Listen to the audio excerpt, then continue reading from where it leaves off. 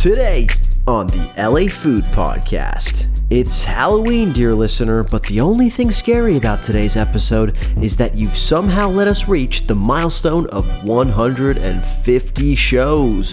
What the heck were y'all thinking? I'll never know.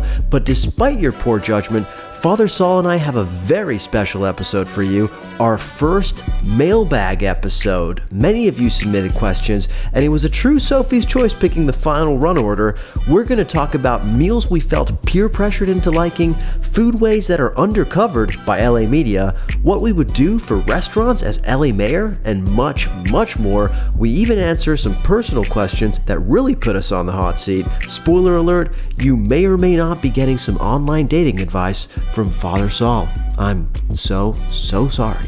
In part 2, a very special interview for yours truly with none other than Katie Parla. Katie is a true dyed-in-the-wool expert on all things Italian food, and her latest book, Rome, really tugs at my heartstrings as a son of the Eternal City. We talk about the culinary state of play in Rome today, her entrepreneurial journey self-publishing her books, and her thoughts on LA's Italian food landscape, seeing the likes of Evan Funke, Gino Angelini, and Italy. Katie brought the fun, the insight, and most importantly, the searing hot takes you're not going to want to miss. A reminder that the LA Food Podcast is part of the Acquired Taste Media family. Be sure to listen to our sister podcast, Takeando with Bill Esparza. This week, Bill had a killer interview with Tejal Rao and Ligaya Mishan, the chief critics of the New York frickin' Times. You're not going to want to miss it. It was truly a legendary conversation. If you would, please consider leaving our show and Bill's show a rating wherever you listen to podcasts. As has been the case for the last 150 episodes, I'm your host, Luca Servodio, and without further ado, it's time to chow down.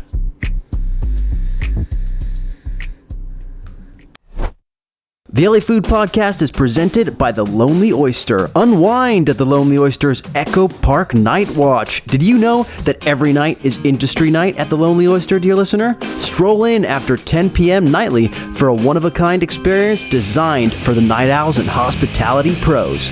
Indulge in $12 handshake cocktails, expertly crafted liquid chef concoctions, delicious late-night hot bites, and chef's choice dozen oysters.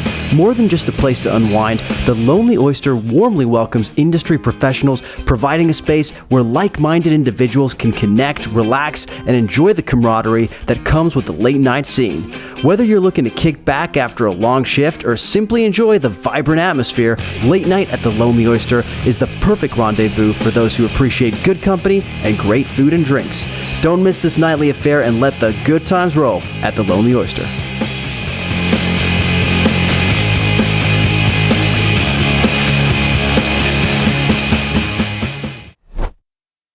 Welcoming back to the LA Food Podcast, a man who's been with us for 150 episodes or so.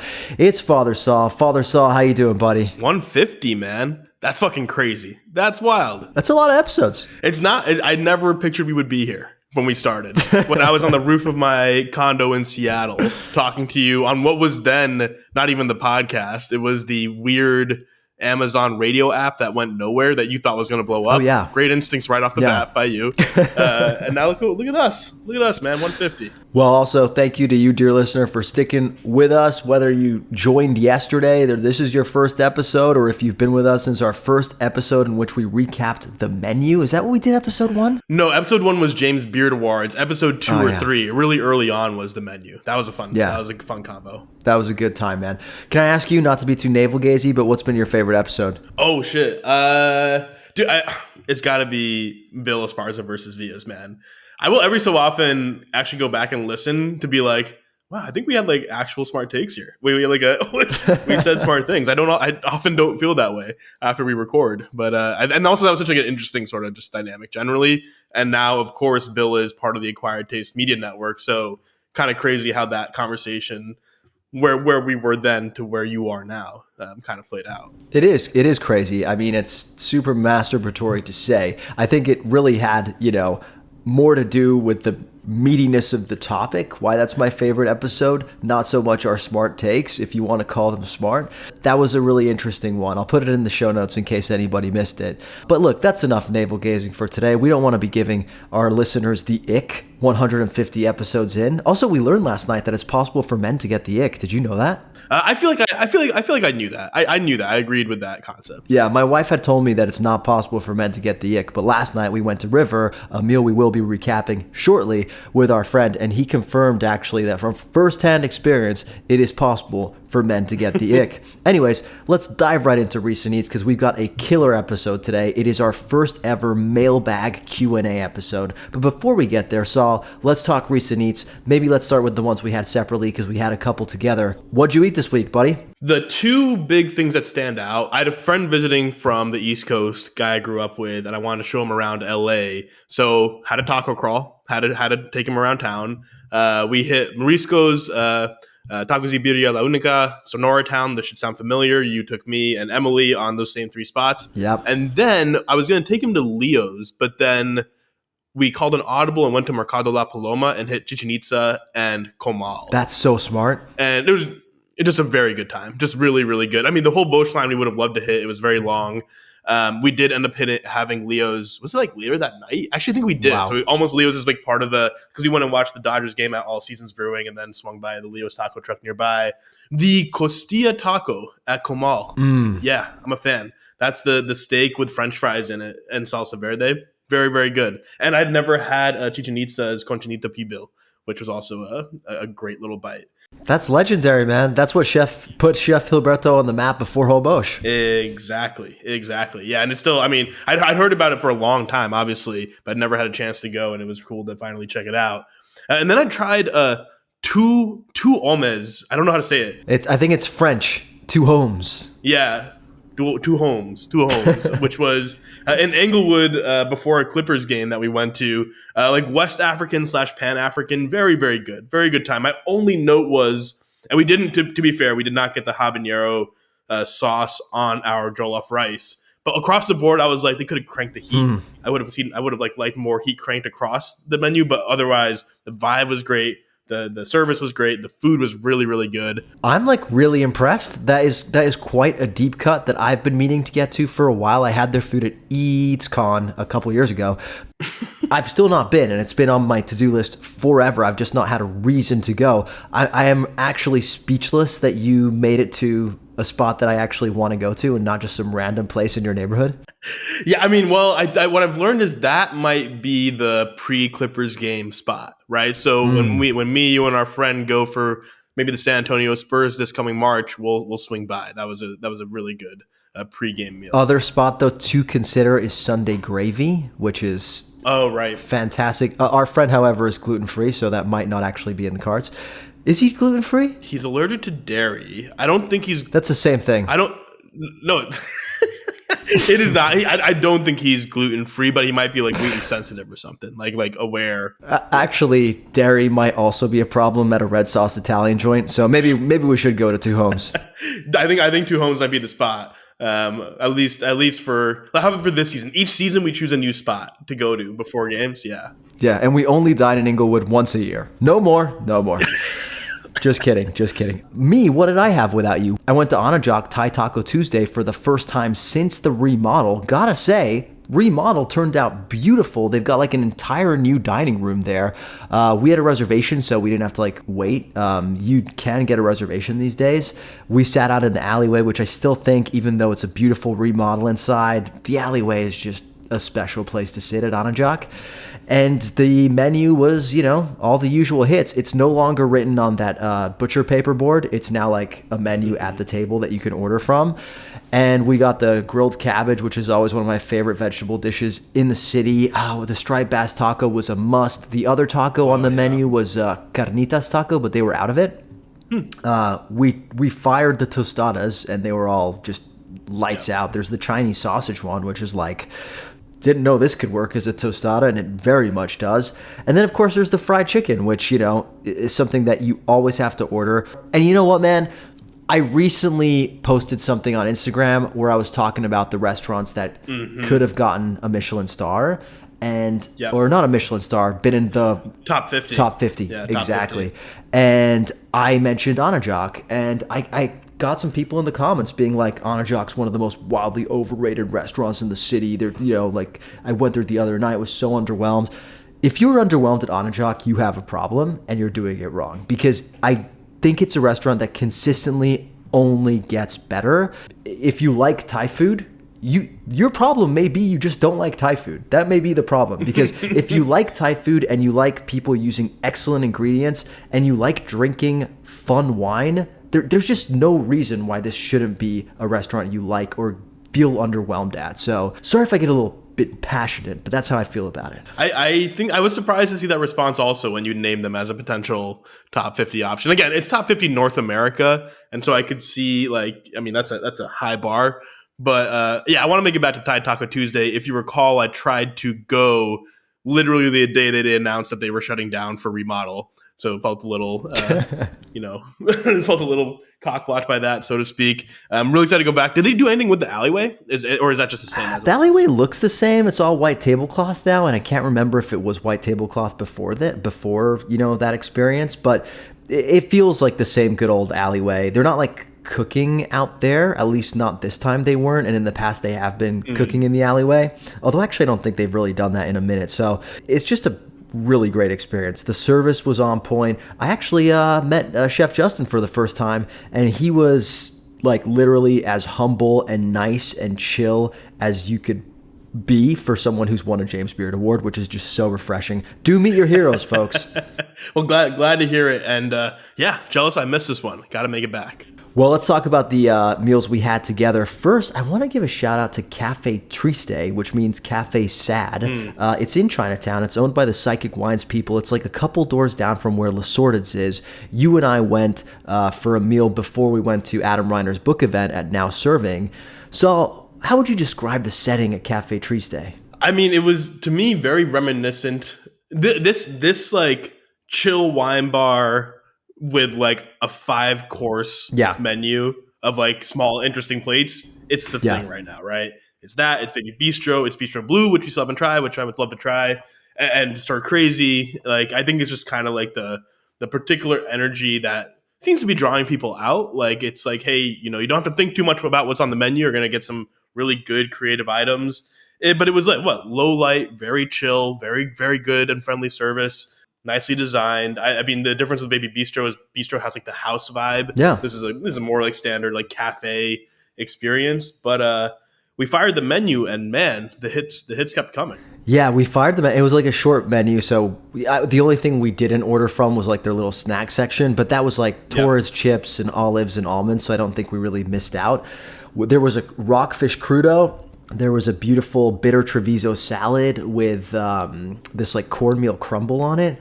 There was sort of like a massive like melt in your mouth pork dish over paprika sauce with these like really acidic pepperoncini on them. There was a tomato rice, which ate a little like a risotto, but it was the rice was like purposefully broken and like overdone.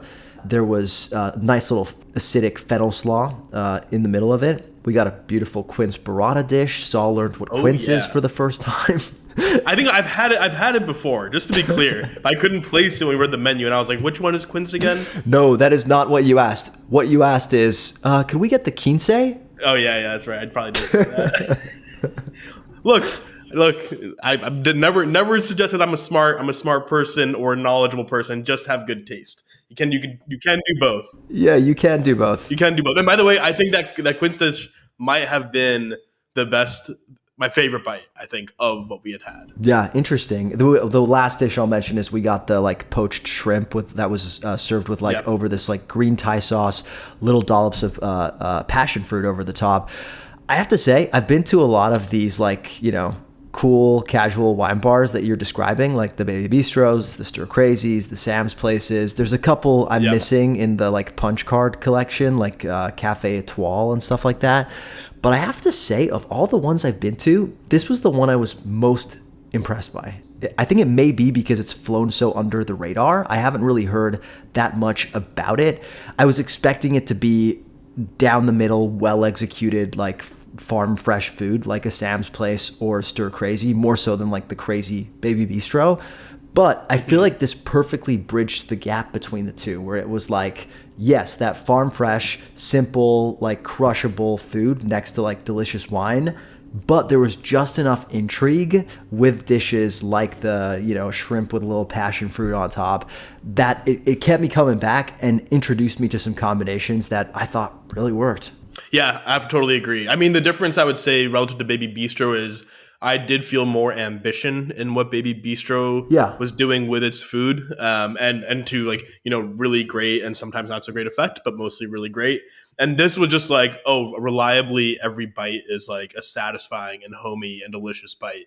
With a good amount of variety across those different options between like a really rich tomato rice or pork shoulder to a lighter and more acidic, either shrimp, like the quince with the sweet and salty of the burrata. And, I thought it was a really kind of satisfying menu. And there's also an expectations thing, which I think plays into any meal you have. Where Baby Bistro, I've been hyped for like months about Baby Bistro being the hottest new restaurant in LA, the best place that like defines, as Tejal said, like defines LA dining in this moment. Whereas Streets was like, we'll swing by before a book event, and it's like, oh my gosh, yeah, wait a minute. And so like there's also like that aspect of it, which I thought was interesting and made the experience really fun. Cafe Triste, you should visit. Okay, last meal we got to recap before we dive into the mailbag. River. We finally made it to River on Abbot Kinney. Travis Letts, like really well loved, brand newish izakaya, not so new at this point. We're just late to the game. Saul, while we were having this meal, you turned to me and you said, "This is quickly shooting up there for me." Yeah, I realized kind of this year, as we've talked about more restaurants on the podcast and go together now that I'm in LA all the time, I'm like, all right, what's really what do I really want to say about a meal I have, right? When we talk about it and it gets posted publicly, what do I want people to know? And for me, the number one criteria is like, how excited am I to go back? Yeah. Right. That was the Vespertine experience where you like walk out and you're like, I can't wait to take people there. Yeah. Right. Yeah. Haven't had the chance yet with Vespertine, but like can't wait to do it. That was literally the math I was doing in my head at River too, where I was like, I got to bring, like, Emily would love this place. My sister would love this place. My parents would love this place. Like other friends, like you're just like, I'm like running through like where, and so the menu was so good, so consistently that like the biggest bummer I felt was that I came not very hungry and we couldn't crush more. I mean, next time Nancy's in town from Compliments to the Chef, I'm sending, I would say right to River, girl. Like that's where you're going. Wow. So yeah, I really, really enjoyed this meal. I'm really glad you enjoyed it. I'm going to reserve my judgment on this restaurant for a question we actually have in the running order. What I will say is I was a little like taken aback by literally, I felt like I'd been there before because I'd been to Mountain and I also had been to the restaurant in between it, Valle.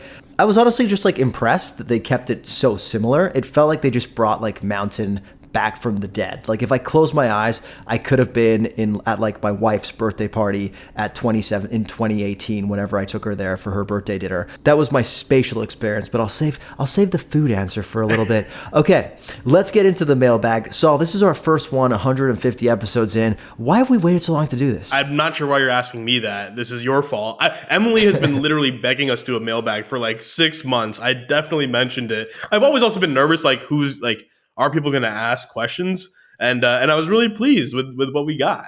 So thank you to everyone who submitted stuff for us to respond to. But yeah, there was no reason why it should have taken this long. No, the only reason, honestly, is that I've never struggled to put together an agenda for this podcast. Like there's always so much to discuss. Even when it feels like it's going to be a slow news week or something, I feel like we always sit down and end up having way more to say about anything than we intended to. Or we've got like a sick guest that week, right? And so like there's just always something to publish. There's so much to talk about in LA food that I just haven't felt like the need to do a mailbag in the past. However, based on how many questions came in, we may need to do this a little bit more often because we're not even going to get to all the questions we got asked this time around. So if you did submit a question and you're not going to hear the answer today, please keep submitting them in the future because we will get to your question at some point. You know, maybe we have to integrate like a weekly like Q&A section where we like answer like 2 or 3 questions at the end. I think that'd be great. That'd be super fun. All right, let's get into the hot seat. I started with some tough ones, okay? This one comes from friend of the pod, LAist's very own Gab Chabran. He asks, have you changed your opinion on any restaurants after trying them this year? So I took this in two ways, because there's like the restaurant that I've been thinking about and wanting to try, and that I have a picture of in my head that I finally go get to try, right? And then I have a new, or maybe I was surprised by what the experience was, and then I have one that I returned to after like liking it and going a bunch, and was like, and it felt differently. The first was Vespertine. It's like a low hanging fruit. We talk about it so much, but Vespertine is an interesting one, as Jonathan Gold's last number one restaurant on the LA Times 101, given the commentary around it, which all gives you this, like, I'd read all the stuff, right? So you have a picture of what it will be. You see the infatuation reviews panning it. You see like the kind of controversy. Then you go in with a certain expectation of what's going to happen, and then are, in our case, really surprised and delighted by what we experienced, right? And that was like, oh, this place that was just like in the background for me in the city became like this is like a beacon of really great and exciting food in LA that I want to recommend to people. So that was one. The other, in a sadly less positive light, was Bloodso's Barbecue. Which was our friend, the same friend we went to dinner with last night, kind of introduced us to Bloodso's way back in 2015. Kind of the first time I had like really dove into like Texas style barbecue, and loved Bloodso's.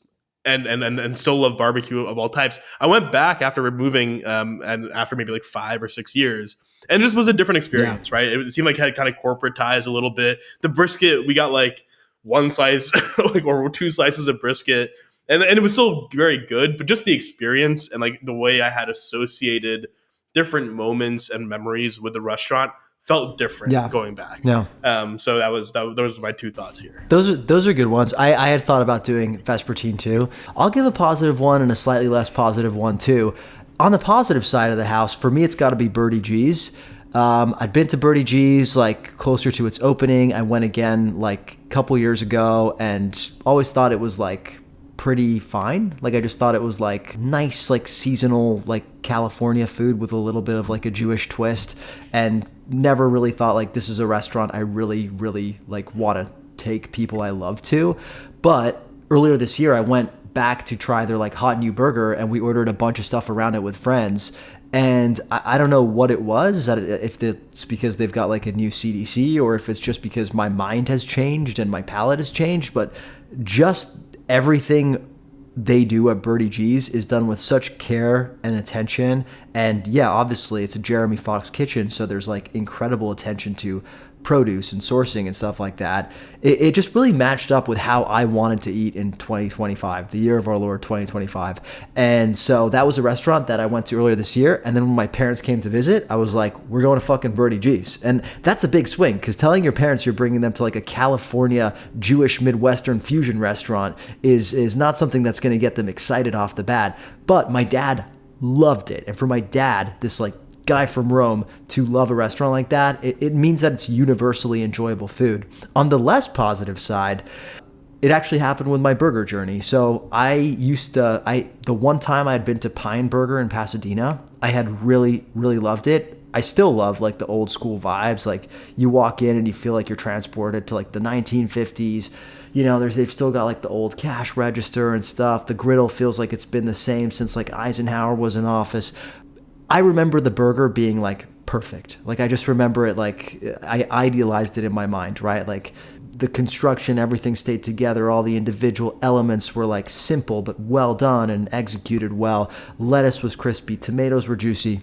I went back last time and I had the opposite experience. It was like almost every little thing in the burger was a little bit off. Like it was just kind of like the patty was under-seasoned. The sauce was like, it was like way over-sauced to the point where everything fell apart. They picked like not great lettuce for my particular burger. And then plus, now that I have so many other burgers to compare to, I saw like, actually, This is kind of a pricey burger experience. It's like you're going to be paying north of $20, maybe $30 when you consider the sides that you're getting. And compared to all the other burgers out there, this actually became an underwhelming experience for me. Now, very possible I just got them on a bad day. I will be going back because it is such a cute place, and I love any place you can get a slice of pie and a hot coffee. That was one that just didn't live up to the hype for me. I'm still excited to go to Pie and Burger. Your burger countdown has been inspiring me to try may crave burgers more. I mean, like the LeBurg and the Benjamin I still think about, and I have like had little moments like every so often where I'm like, kind of just need a burger. Yeah. I just need to try a burger right now. And I think that's a little bit due to the the constant stream of burger messaging coming from your Instagram account. Yeah, subliminal burger messaging. Dude, I honestly thought I would be so tired of burgers by now. And I'm honestly not. Like, I honestly think, like, now when I'm at a restaurant that I know I'm not going to necessarily review, but I see they have a burger on the menu, I want to order the burger just to see what they're doing. I think it's because it's a game of such, like, small margins, you know? Like, there's only, like, so many things you can change that I'm always curious to see, like, how are they executing on it? It's almost like a barometer of how good the restaurant is. You know what I mean? Interesting. I could kind of make the case for that. I mean, some restaurants have a burger and it's not like their thing, but I do think it's an American staple. I mean, Evan Funke famously, right? Didn't he like say like at Rustic Canyon, he's like, what I did was like, we're gonna focus on this burger and make it excellent, and that kind of like became the thing. What a great chef, man. What a great unassailable chef.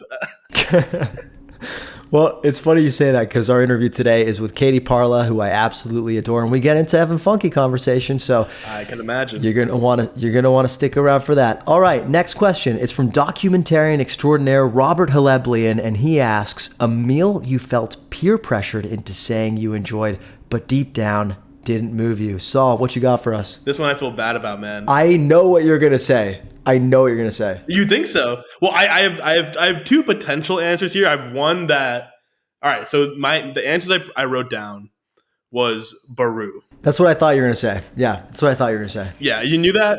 That was it. So I also thought about like the first time we had Vias and I like didn't finish my tacos because I was like, this doesn't hit. But I mean, I've been pretty open about how I felt about that meal since then. Yeah, Baru. I think this is, again, an expectations thing, right? I've been wanting to go to Baru since like 2017 or whatever when it initially opened, and I've been hearing about it. It was named LA Times Restaurant of the Year. We went with Jesse Eats and Forking Around as part of our like the first kind of real Top Chef, big prize we'd done with the group.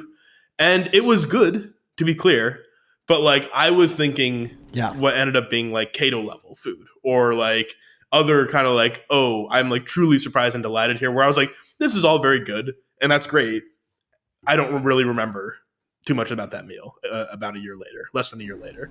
It reminds me of what Adam Reiner was saying too, which is a lot of people go into restaurant experiences hoping that they're life-changing, and for him, it's better if you go into expecting if they're life-affirming, you know what I mean? So that's like how you could like sort of beat the expectation game, but the memorable charge, that's hard to beat. See, that's the thing, right? And I don't think I was trying to going into Baru saying, I mean, yeah, maybe I had relatively high expectations. Like that's probably true.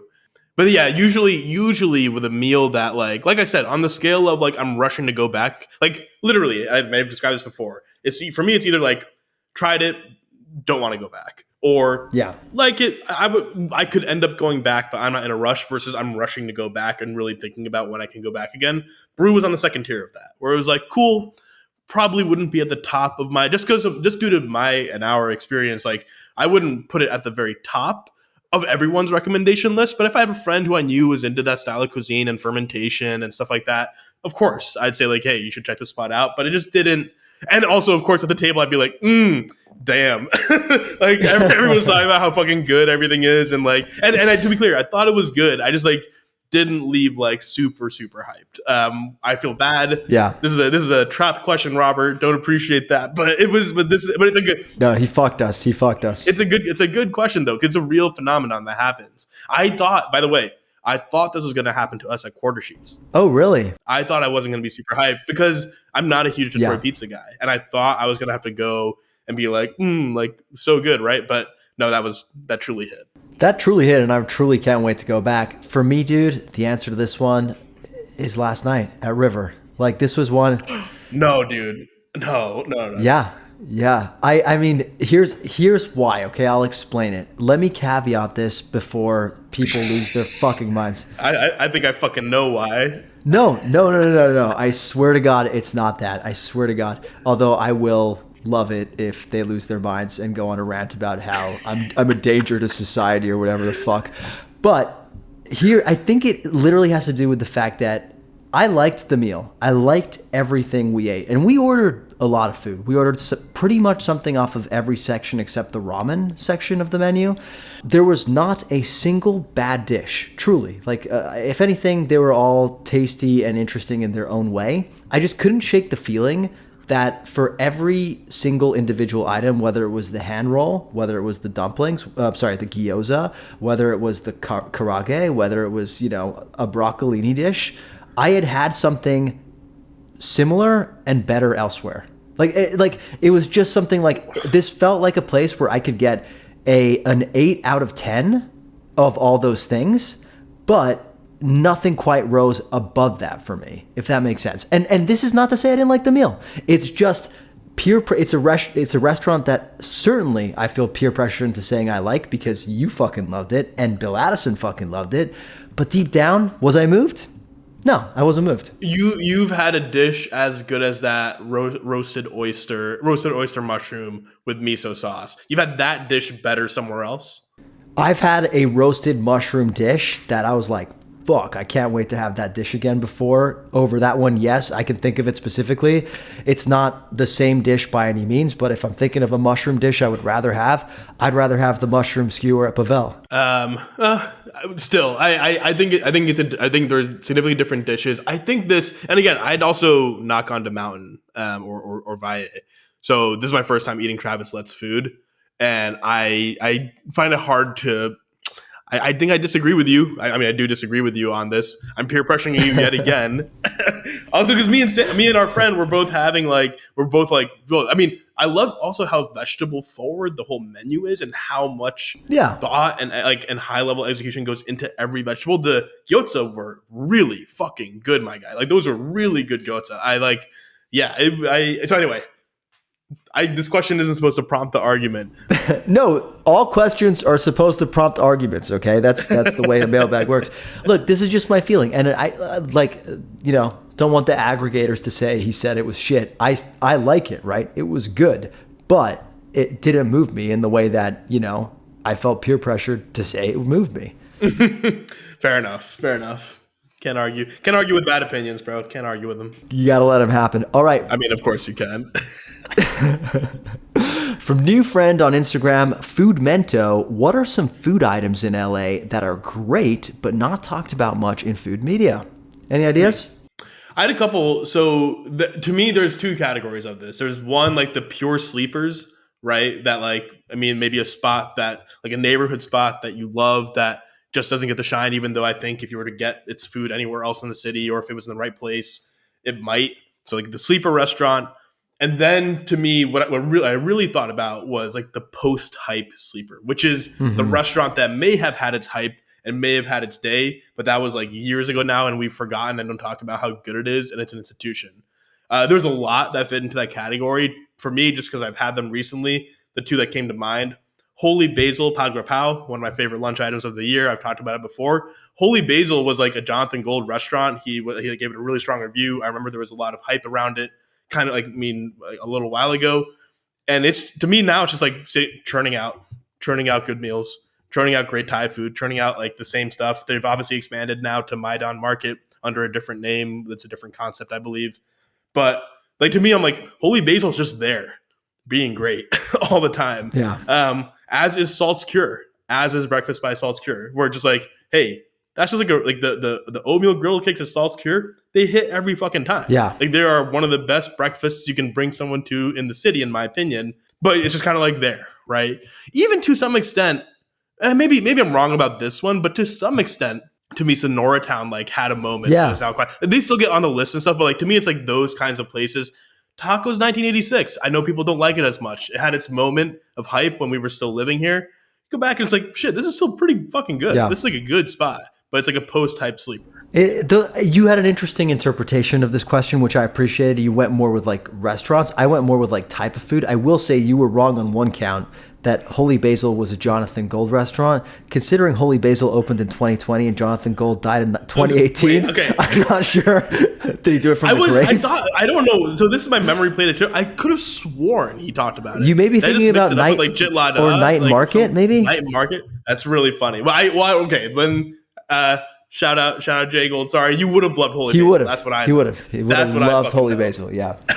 But it had hype, right? I'm not wrong about that. Like Holy Basil had hype when it came. Yeah, and Chef Day was on like lists of like Food and Wine Best New Chef and everything. So like, yeah, definitely it's settled into a place that's more just like excellent LA Thai restaurant as opposed to like the Anajak tier. Why did I think that? That's so wild. I would have bet money on that, but thank you for the correction. You're welcome. I love to correct you in real time. I took this more as like what type of food. For me, like I'm surprised we don't see more content on Salvadorian food just because we have such a large Central American Salvadorian population in LA and Honduran food, frankly, for that matter.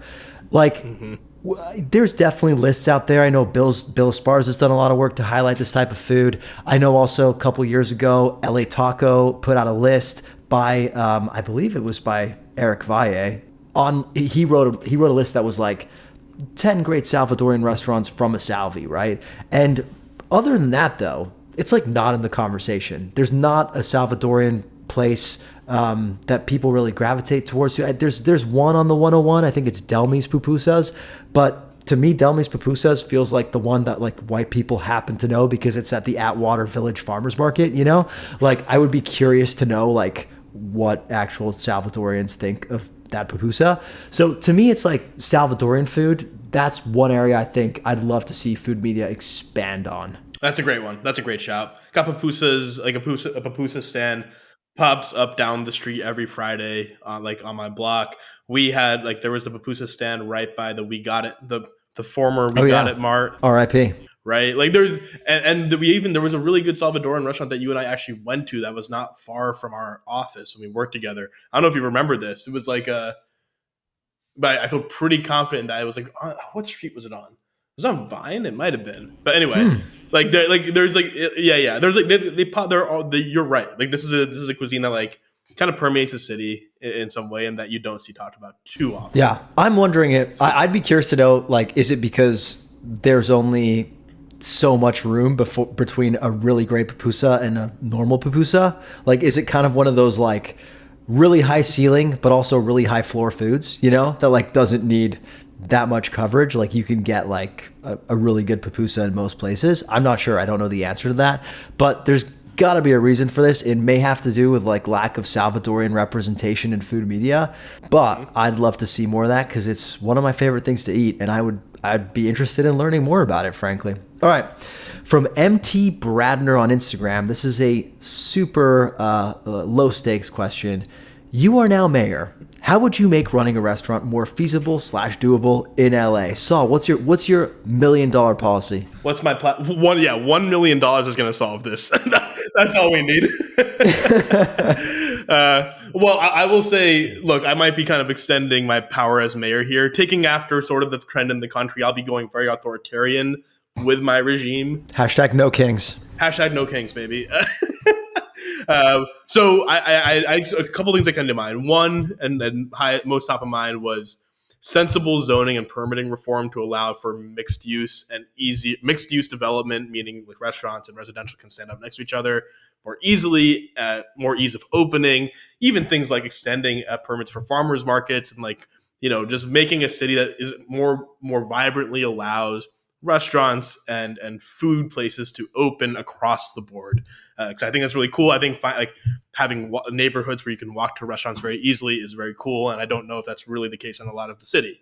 Also with zoning, you want to build more housing, bring down housing costs, make it easier for people and particularly labor that works in restaurants to live here. That's a more like tangential thing, but I think it's all related. Credit card fee reform.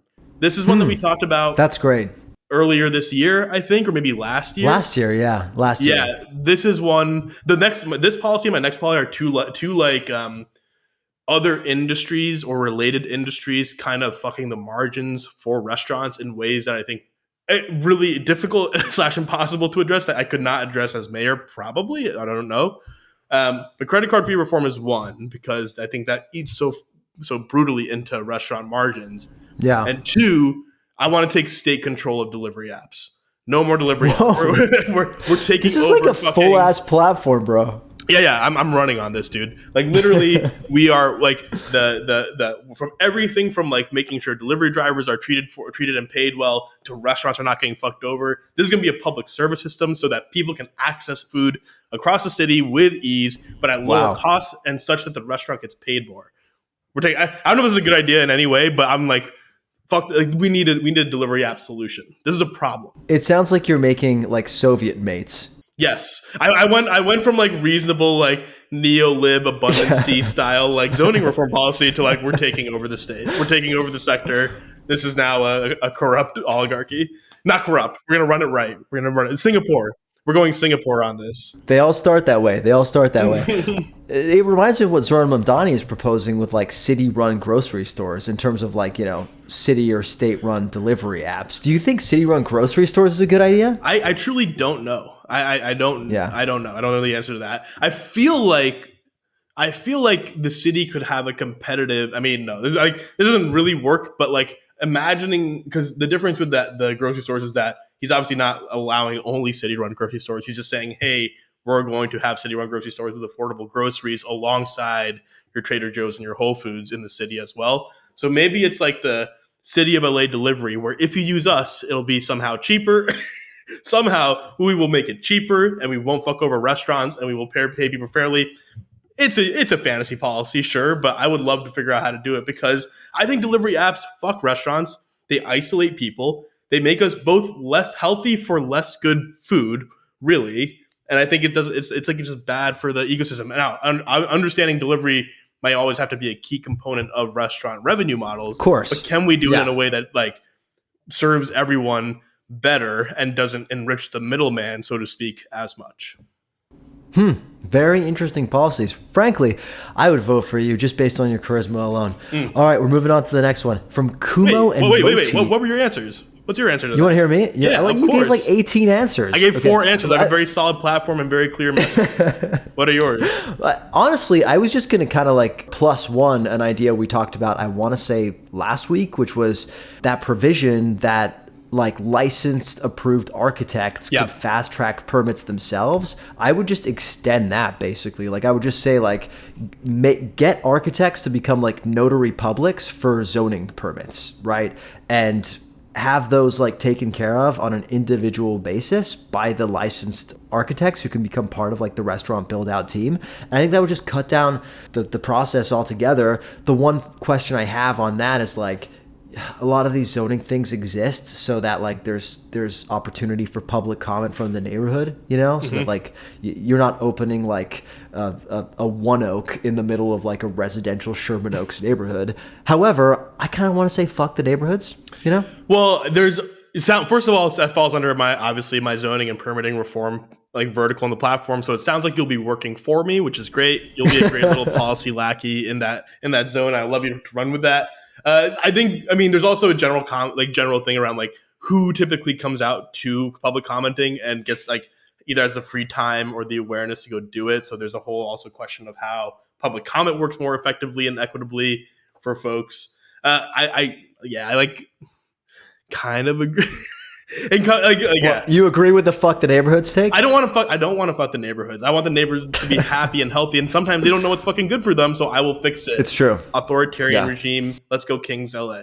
Let's go Kings and hashtag no hockey. Okay, moving on. From Kumo and Mochi on Instagram, 3 top foods that you really like. Also, please name 3 famous figures you really dislike. I wrote in the notes we're only doing part 2 of this question. Saul, who are 3 famous figures you really dislike? And let's keep it to food. Keep it to food? What do you mean?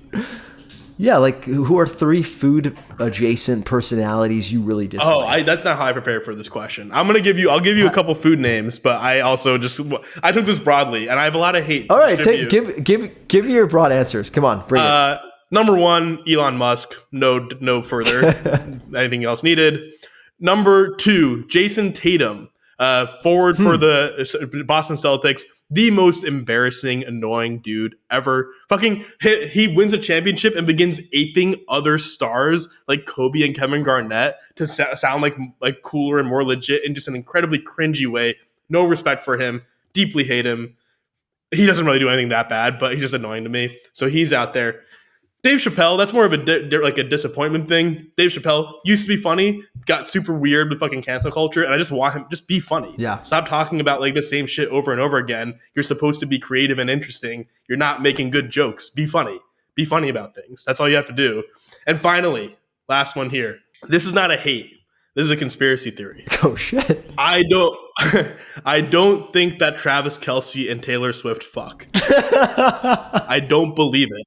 I don't think they're sexually attracted to each other. Travis exclusively dated, like famously exclusively dated like African American women before Taylor. He's famously power and fame hungry. Yeah. I just don't buy it, dude. I listened to those songs on her new album. I'm like, this is not. She has never seen his penis. When you listen to Wood, She has never seen his dick, dude.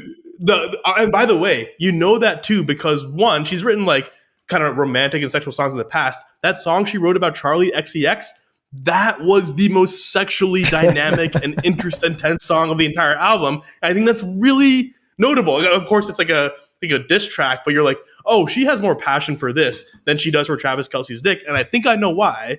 It's because they do not fuck. They just don't. That's my stuff. Oh, food wise, Gordon Ramsay is mad. Okay. Oh, actually, sorry. I know I'm going off right now. One more. Oh wow. Kenji Lopez-All has now rubbed me the wrong way. You were like president of the fan club. I wouldn't go that far, but like, yeah, during COVID, I followed all this stuff. He moves to Seattle, very exciting. He's gone through like some crazy life stuff. It seems like he getting a divorce and like it's a bunch of weird stuff. He's painting his nails, shady. You're like 45-year-old painting your nails, man. That's just like a but that's like a girl dad thing. Is it? Do his girls don't live with him anymore, man? I don't know. So that's not even a hate. That's not a hate. That's not a hate. Just to be clear, it's just that like that.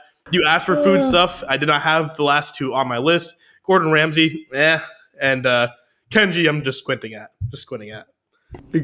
Considering you've given us 6, I'm not going to answer this one. No. You don't get to get out of this. What are yours? All right, fine. Okay. Well, first of all, if you weren't trying to get canceled last week with the Apple Pan take, you definitely just got canceled with the Taylor Swift take. Obviously, my dislike for David Chang is well documented. He just rubs me the wrong way. I don't find him compelling, and I just am not a fan. That's it, Dave Chang. That's mean. That seems mean to me, but all right. Is it mean? I just don't like the guy. It's like, by the way, Mr. Chang, if you would like to come on this podcast, we'd love to have you, but just know Saul will be doing the interviewing, okay? Other person I don't like this guy on the show Southern Charm. His name is Austin Kroll. He's one of those guys that plays like the nice guy, but meanwhile he's always the one who cheats. He's always the one who like fucks his friends' ex-girlfriends, like that kind of thing. So Austin Kroll, you're on my shit list. You're also welcome on the podcast, however, if you want to come.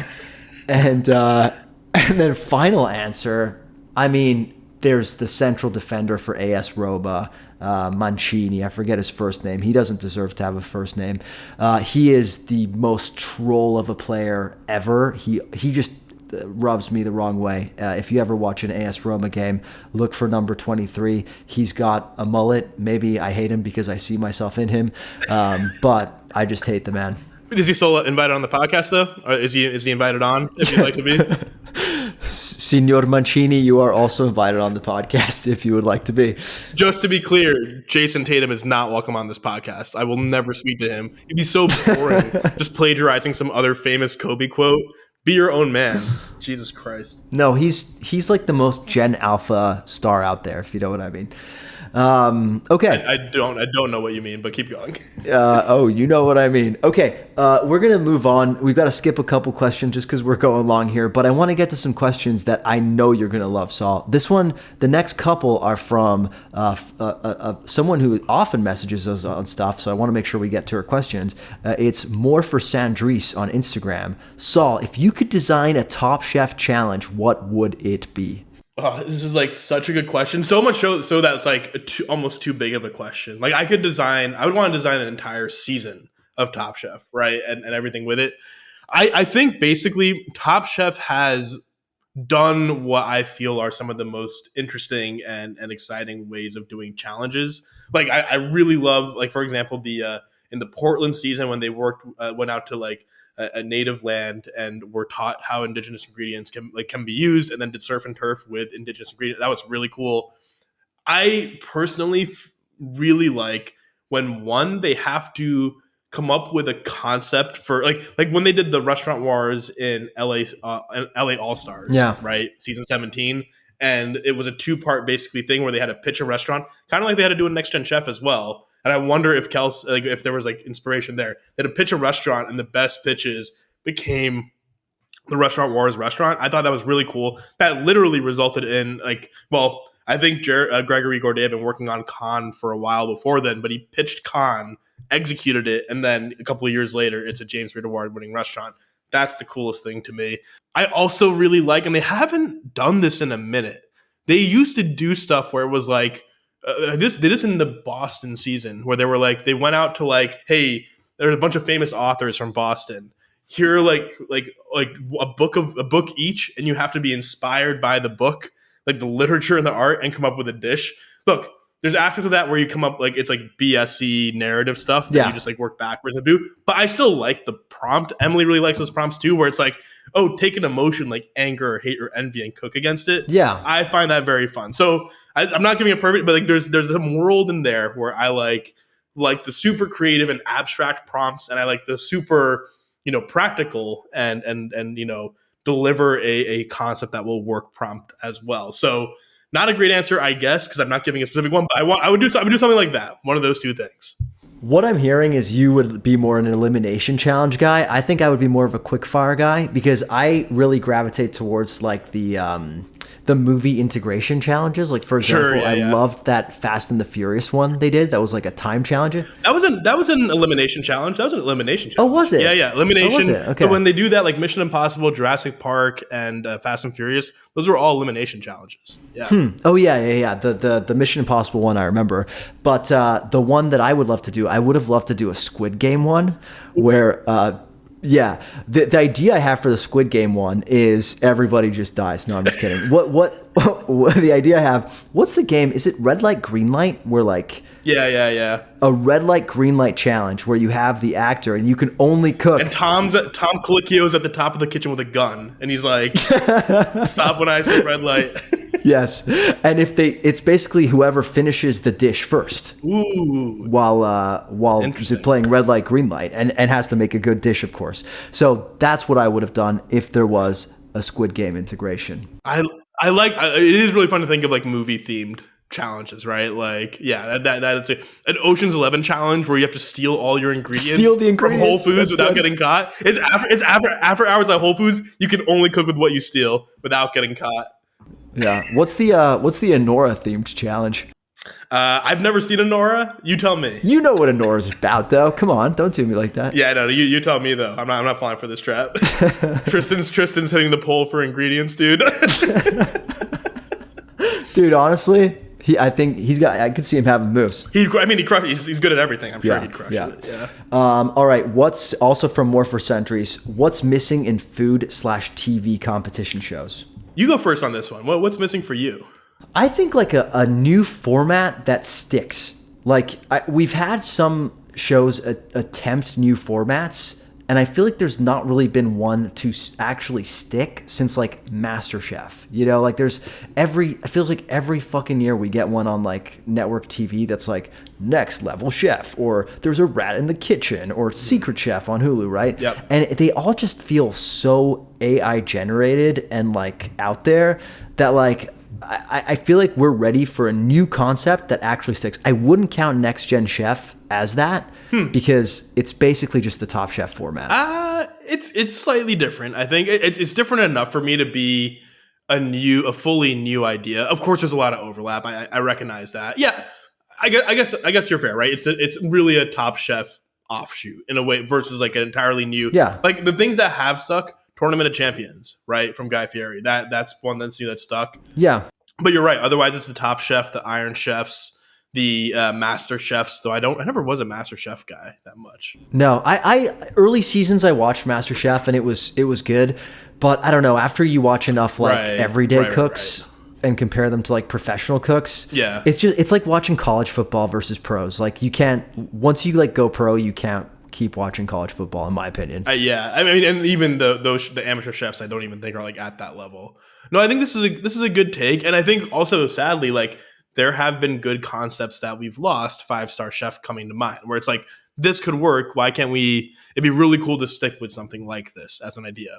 I basically, I don't know if I disagree. I think my main thing was quantity, right? So I could do more. I like Survivor, the television show runs 2 seasons a year. I would love to do that with Top Chef. I know Tom and Gail and everyone is busy, but I would take more. I would do the same with Next Gen. They're like concepts. Like I really like blind tasting as part of the process. I think we could do more of that. I get as excited to see new good judging talent as I do new chef talent. And it's one of those things where I'd be really kind of like to your point of like new like designs and concepts. I think new stars, like we're seeing now with Kelsey and Carlton was his name? Carlton McCoy? Carlton McCoy, new friend of the pod. What up, Carlton? Yeah. More of that. I think those are the big things. Yeah.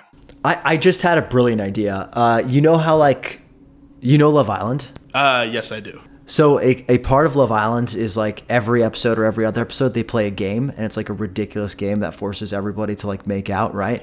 But it was such a success on the show that they spun off an entire show called Love Island Games, right? And it's literally just like a season of like contestants playing the games. Huh. What if you did Top Chef Restaurant Wars as a show? Ooh. Like you just did like 8 episodes or something of like a Restaurant Wars tournament. Oh my God, dude. Did I just solve it? Holy shit. I think there's really something there. Yeah. Because they've done like Top Chef Masters and stuff, but that's like it's the same thing. Like a true spinoff where it's like this is like a Restaurant Wars challenge, a game, tournament style, where it's 2 restaurants, each of them give them 4 days to stand up, right? Yeah. 5 days to stand up, right? Give them more time, whatever, for filming. And you'd run like eight great chefs coming up with their concepts. Each round has to be a different concept. That's that too much? That's really hard? No. I think that's the point. And you put it out on Peacock, and you have all 8 episodes drop at once, and it's just a completely new show. Honestly, I would subscribe to Peacock. Why would you put it on? Yeah, well, okay, yeah. In case I was like, who's gonna watch it if it's on Peacock, bro? But that's the point. Like it needs like they need subscribers, and this is the way to get it. They do Love Island Games only on Peacock. I mean, dude, you just I think really like lit on something there. We're like taking the best ideas for, and I think Restaurant Wars is like the most iconic challenge, and like spinning that out, that's compelling to me. Glad to know I solved it. We're almost at an hour, so I'm going to skip to the final few questions, which I really want to get to. There's 2 in particular maybe 3 in particular that I really want to get to. First, it's from new enemies of the pod at Compliments to the Chef Pod. They're asking me, what's with the hair? Saul, do you have an answer for them? I wish I did. I look your hair. Look, I think you know this. Buzzcut era was I thought that was your hottest era for sure. Yeah. Like buzzcut, you look like Brad Pitt in fucking Ocean's 12. Wow, you look fucking great. Damn. This haircut is kind of giving. Look, that one Gen Z lesbian. Maybe I don't know what to say. I don't know what exactly. I don't know what that means. I'm just doing word association here. It looks like I'm glad you cracked the audience I'm trying to reach to, so that means it's working. You've done better. You've done better here. I will say you did. It sounds like you need to commit. Is it long hair? Is it a mullet? Is it a fade? What are we doing? I think I'm going to try to increasingly lean into the mullet and let it get more mullety and more mullety. Just you know what it is, man. I am deathly afraid of losing my hair, just because my dad's bald, and it's always been a fear of mine, because once you're bald, you're dead. And essentially, like, while I have hair, I just want to like fuck around with it, you know, like live in the moment. Look, that's relatively fair. That's a very like male insecurity generally. I made a couple digs at your hairline in the past. I've always felt pretty guilty about it. Have you? It's like totally fine. Oh yeah, I have. Oh okay, yeah. No, I try to stop doing it. Also, I mean, look at me, man. Like I just never have to worry about this, so it feels like really punching down. Yeah. Yeah, your hairline is like immaculate. So yeah, I've got widow's peak. So yeah. No, I appreciate that. I think go for the mullet. It's hard to respect you as much as I did before. with the hair before, but we'll get there. We'll adjust. Fair. All right, this one's comes from your fiance Emily. Which fictional character dynamic best captures your co-host relationship? Saul, what do you think?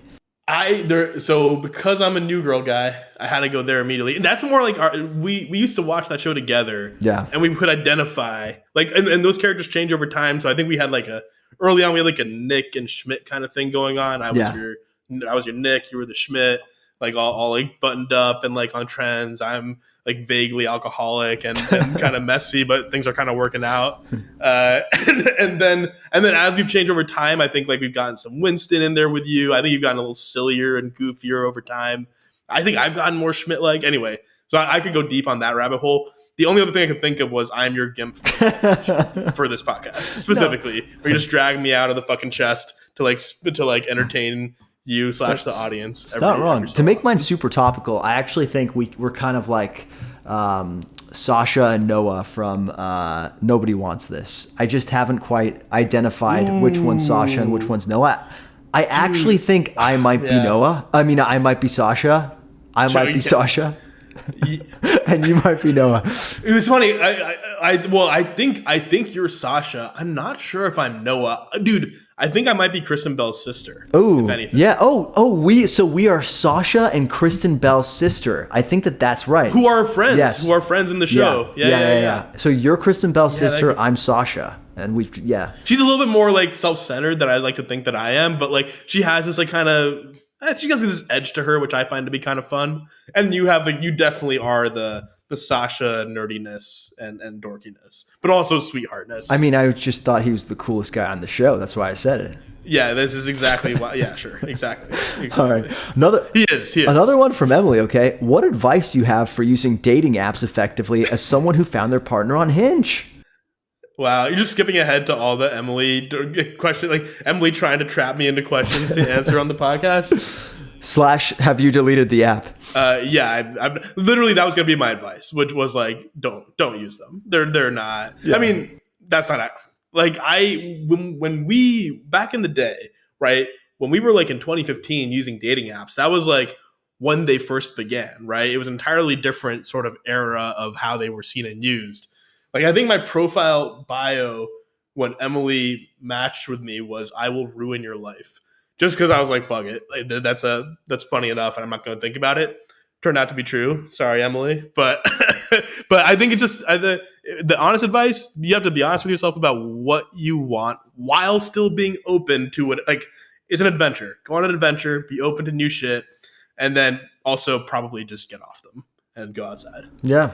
How about you, dude? I'm not gonna do this. No, you do it. I didn't find my partner on Hinge. Yeah, but you fucked around a little bit. Oh, Jesus. Sort of. Okay, not like that. You actually didn't. But you dabbled. I mean, look, you were the hipster king, the dream. I remember you would just put your first 3 photos up and just get likes. Constant matches was your experience. Well, I just never really went on many dates from dating apps. I always found it too transactional. Not even transactional. I think it was just dating apps came out when we were graduating college and entering the real world, right? And I don't know. I think I was just it was too new for me. It was all too new for me. And by the time I couldn't wrap my head around it. I want to do things the old-fashioned way. So there are probably some fun stories we could tell. We could tell old dating stories. Probably no, that'd be a good. I little I don't think that is something that's going to be making the agenda anytime soon. Completely unrelated, but the next question is from DK4578 on Instagram. Luca, your wife has been amazing on recent podcasts. Will you ever unveil her name? The answer is absolutely not ever gonna unveil her name.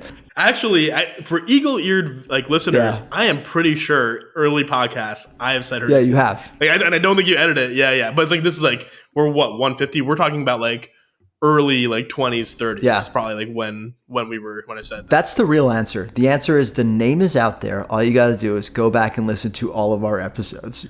Dude, your wife has been a fucking star on this podcast. You need a wife corner. Yeah. You need a little wife segment every so often. Well, here's why she's not going to be on every episode, and that's because here is the final question, and it comes from my wife. She emailed me this. Luca, here are a couple that have been on my mind. In an era where mass shootings have become distressingly normalized, particularly in public and communal settings, how do we reconcile the restaurant's role as a space of joy, leisure, and collective gathering with the underlying anxiety of vulnerability that increasingly defines public life in America? And does the act of dining out now carry an implicit element of resistance or denial? And that is why she won't be on this podcast every episode. But Saul, do you have an answer to this question? The question's not for me, it's for you, bro.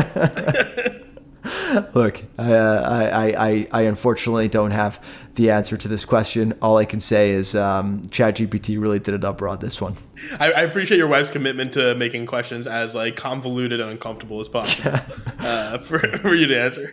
I'm not going to read the second one, but it was about trans rights.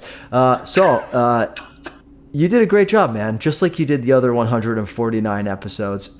We have an interview coming up with Katie Parla right after the break, but do you have anything you want to say to our listeners before we transition over there? Oh, thanks so much for listening. I hope we continue to, keep this going. Hopefully it's a good time and an informative time for folks. And yeah, here's to 150 more. Here's to 150 more. And like I've said in about 120 of these episodes, good job by you, buddy. I'm not responding to that.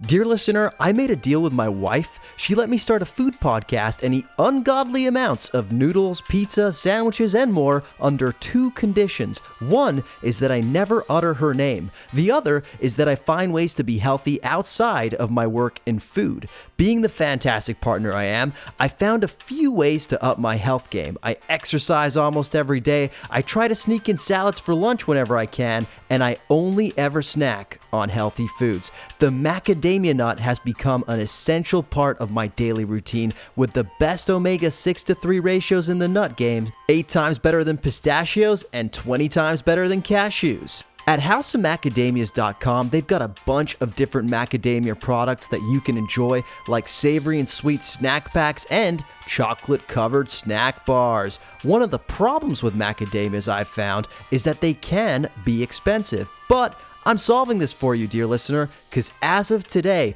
all you've got to do is head to houseofmacadamias.com and use code LAFood to get a 10% discount on a healthy snack that also happens to be delicious. So what are you waiting for? Head to www.houseofmacadamias.com/discount/LAFood and go nuts.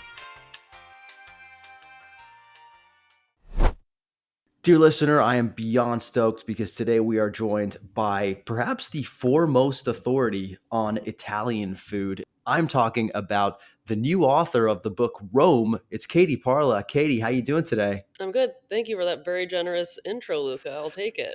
Hey, I'm just speaking facts. Katie, where are you calling us from today? Rome, Italy. What part? Come on, we can get more specific here. Okay, let's get into it. I'm in Monteverde Vecchio, so above Trastevere, super quiet residential zone, lovely, not far from Villa Pamphili, and a quick downhill bike ride to the center. So my favorite neighborhood. I've lived here for like 15 years now. Sounds like an absolute dream. I didn't realize this until literally like 10 minutes ago, but you're a former Angelino? Yeah, I spent a lot of time in Los Angeles for years going back and forth, but from March 2020 until February 2021, I lived in LA. Oh, wow. So you pandemicked here. Yeah, I was visiting, and my flight back to Rome got canceled, and then so did 9 more. And so I was like, I live here now, and it was actually amazing. As you know, the pandemic in Italy was pretty terrible time. Yeah. Lots of restrictions and just general tragedy and sadness. So it was always funny, like my friends and I would be like, "Oh my God, like lockdown's so hard," and I'm like, "You guys are at the beach. You're at the mall. Like, Yeah. what are you talking about? Yeah. This is not a quarantine." It's true. This is, what's funny too, is I feel like during the pandemic here, it was probably a really, weird, but somewhat interesting place to live because a lot was happening in Los Angeles from a culinary perspective. Did you dip into that at all? So much. Like my friends even launched a business called Mayday. Huh.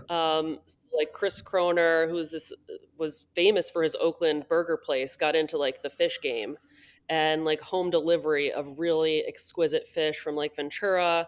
It was awesome. And like obviously like a not a great time for a lot of things, but I spent a lot of time like wandering around the city, driving around the city with no traffic, eating as much as I possibly could every day, and really just making the most of it. I was unemployed because my Mm-hmm. job is giving private tours in Rome. So for 1 year, I could not do that. Actually, 18 months. But my other job is a writer. So I was writing, eating, and just like really soaking up LA. Well, I'm going to have more LA questions for you here in a minute, but I got an icebreaker question for you. I promised you it wouldn't be controversial, but unfortunately I lied. I knew it. Yeah, no, totally. The icebreaker question is fuck, marry, kill, Grisha, carbonara, or cacio e pepe? Mamma mia, ma veramente Luca, questo è difficile.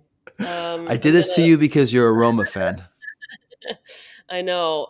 Well, I did you a solid, and I did not wear my Laziale Vegano hat because this is a friendly podcast. So I'm gonna marry cacio e pepe. I'm gonna kill carbonara, and I'm gonna fuck Richa. Ooh, okay. Why the? Yeah, that's pretty. I mean, it's a pretty hot take. Why the murderous attitude towards carbonara? Well, I'm furious that it has such great PR that everyone sleeps on the other delicious pastas in Rome. And like you know this, there are way more than like 3 or 4 pastas in the city. So if I had to be in like a polyamorous marriage, it would be with cacio e pepe and Mm-hmm. then rigatoni al su di coda like Mm, all day. yeah. So for the not Italian listeners out there, that's rigatoni with the sauce that oxtails have been braised in. It's the Which best. a lot of Angelinos have had thanks to Evan Funky, another name we'll get back to here in a minute. Katie, we're here today to discuss primarily your gorgeous new book, Rome. It's your 4th book, not including the many you've co-authored with folks like Dan Richer or the aforementioned Evan Funky. Don't you already have a Rome book? What makes this one different? Tasting Room came out in 2016. And if we want to sort of apply academic terms to it, that's Rome 101. Hmm. The new book has more history, more recipes, more recommendations. It's structured very differently, it's longer, and it's completely made in Italy. And let's call it like the master's class. Yeah. I think like particularly over the past 20 almost 23 years that I've been living in Italy, I've really tried to make history the like basis of uh of sort of navigating the food culture myself, but then also teaching others about it. Sometimes people find this very boring, so it's not everyone's favorite approach, especially in like the era of like TikTok and viral consumption. But as you saw from the also made in Italy press copy, can you believe how gorgeous that digital galley is? It's a lot of history. It's like a third of the book is just Rome's history seen through food from the Iron Age to the present. Yeah. I mean, that's what really kind of wowed me when I received the book, which is, yeah, I'm going to hold it up for listeners who are somehow watching this audio medium. But what struck me about this is that it's really seems to me like 3 books in one. It's like, yeah, you got that first part, which is the history, then you get into the recipes, and then at the end, you include sort of like a guide portion to navigating the city with some of your shouts. I really appreciated that in an era when everyone's trying to make shorter, easier to digest content for our rapidly rotting brains, you very much zagged and were like, here is 70 pages of history off the bat. What motivates you to do that, to storytell like that? I think I'm shocked personally that I was capable because I am a voracious consumer of brain rot. But I love food, but always want to bring an academic preparation to it. I think the subject matter is deserving of it, and my master's is in Italian food history and gastronomic culture. And so when I'm writing books for traditional publishers, which P.S. I don't do anymore, I think we're going to get into that. I'm like restricted as to what I can tell. People Yeah. want like much more. Not necessarily like exclusively superficial material, but certainly less in depth. They don't want me to drone on for 70 pages about Iron Age legume production. Let's put it that way. But Fascinating. for this book, I'm the publisher. I get to write whatever the fuck I want. And if you don't care about the olive oil trade of the early Roman Empire, then you can turn the page. Yeah. So, yeah, and you're totally right. This is 3 books, and I always forget the subtitle, but it's a culinary history, cookbook, and field guide to the flavors that built a city. And you know that like meme that like dudes think about the Roman Empire Yeah. like conservatively 114 times a day? I think about 115 times a day. And so I love just getting into not just the ancient history either, but also contemporary. A lot of what we eat in Rome today is not what was on the table in the 1970s or the 50s or the 30s. And so I think you have to understand the past to understand where we are now. It's essential. Yeah. No, I mean, and you could really say that about any city. I think what makes Rome so fascinating is that its history dates back so far, and like there's so many different eras to Rome, and it just, yeah, the continuous evolution is kind of mind-boggling. You've lived there for a relatively short time in the context of Rome's entire lifespan, but a long time by human standards, and that's 20 years.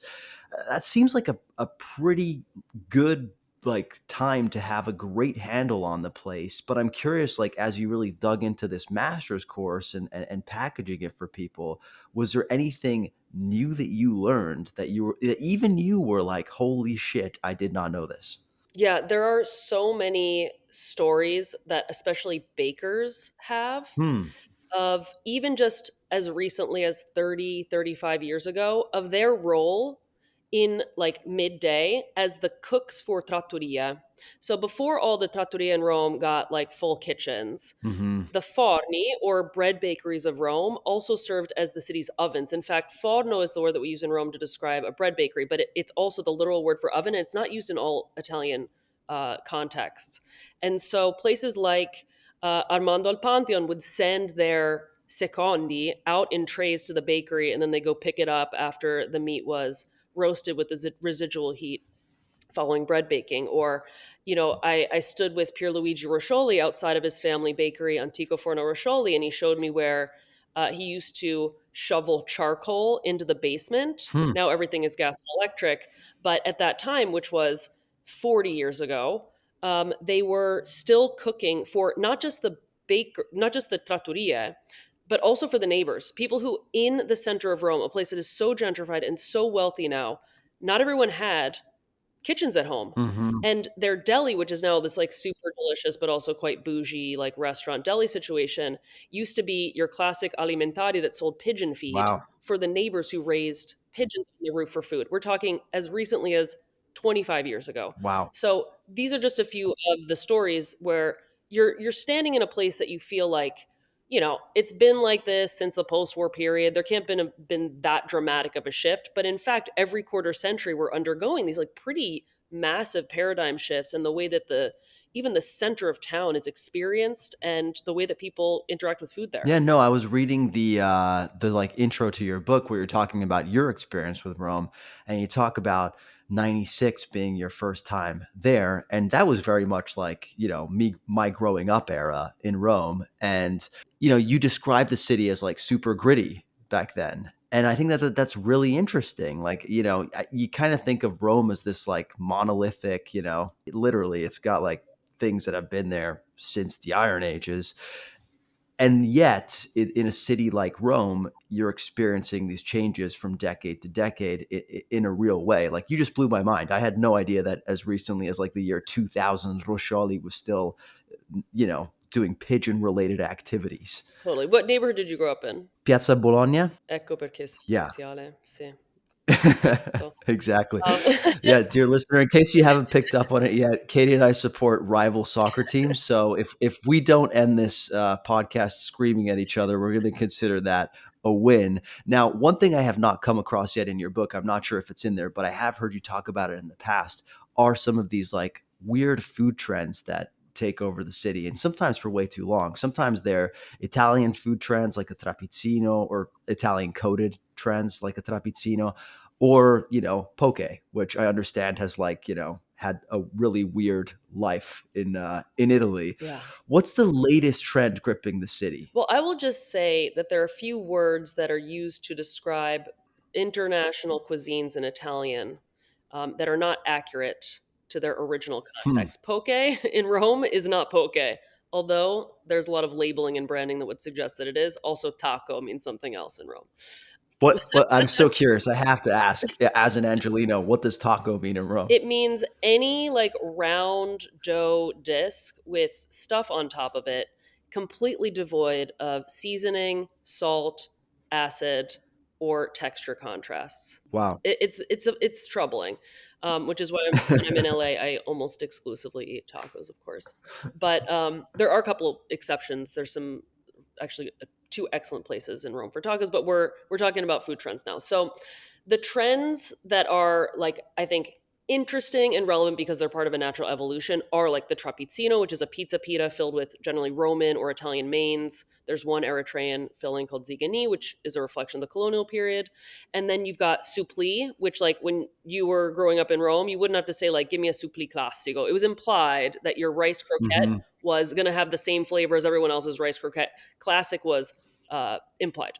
And now you have to ask for like the cacio e pepe one, the aglio e peperoncino. There's even like, especially at places like Pizzarium, there are supli that use pasta in place of rice.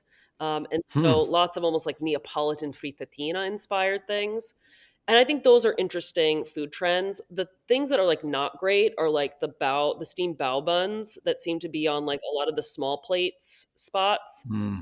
made by people who have never, ever, ever experienced that food outside of a two-dimensional Instagram feed, which is like not the ideal way to learn about cuisine and flavor. Yeah. And so that's not that great. But there are cool.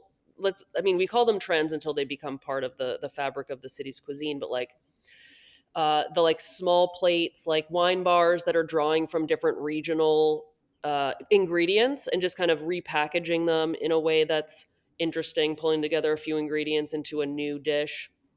But one of the trends that's now I think fully adopted is the neo trattoria. So places like Santo Palato or Menabo, those are spots where like Hmm. you walk in, you can definitely find some things that are clearly identifiable as part of Roman canon.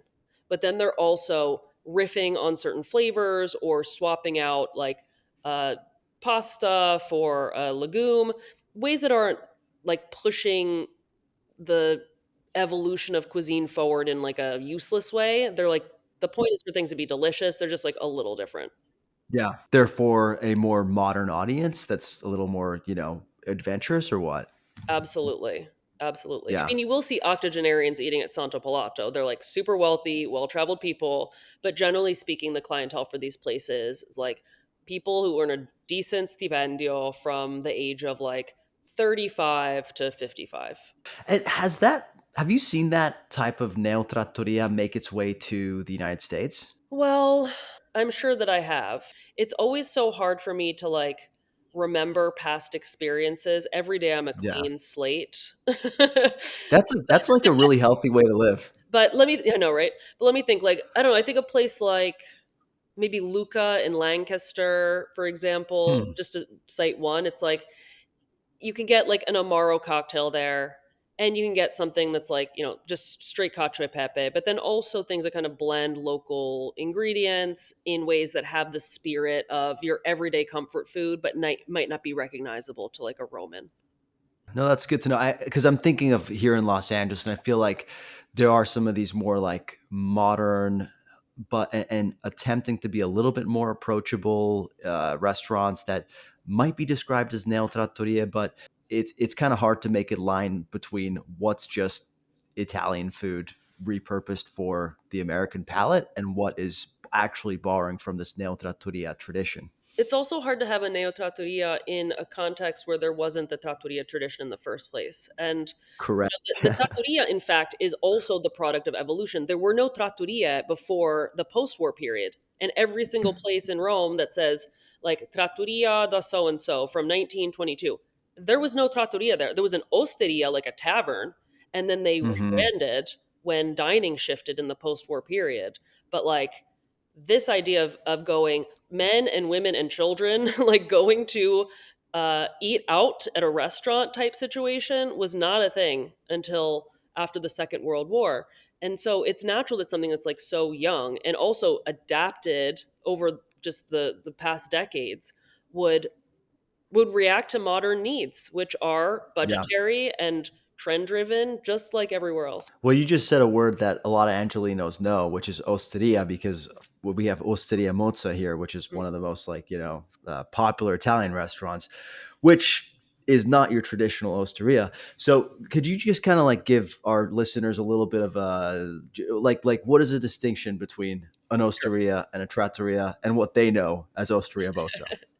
So in Italian, or let's talk specifically Roman. In Roman legislation, there were like, licensing rules. And so the osteria was the place so called because it kind of revolved around the personality of the host.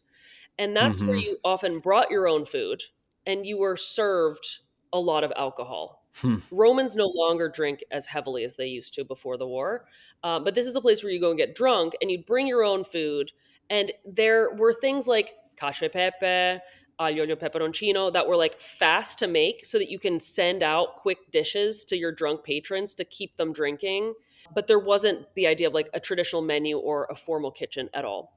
Then in the post war era, the trattoria emerges, and that's the more democratic place where even working class people can afford to go and they're served food and drinks, and generally the menu is narrow and seasonal.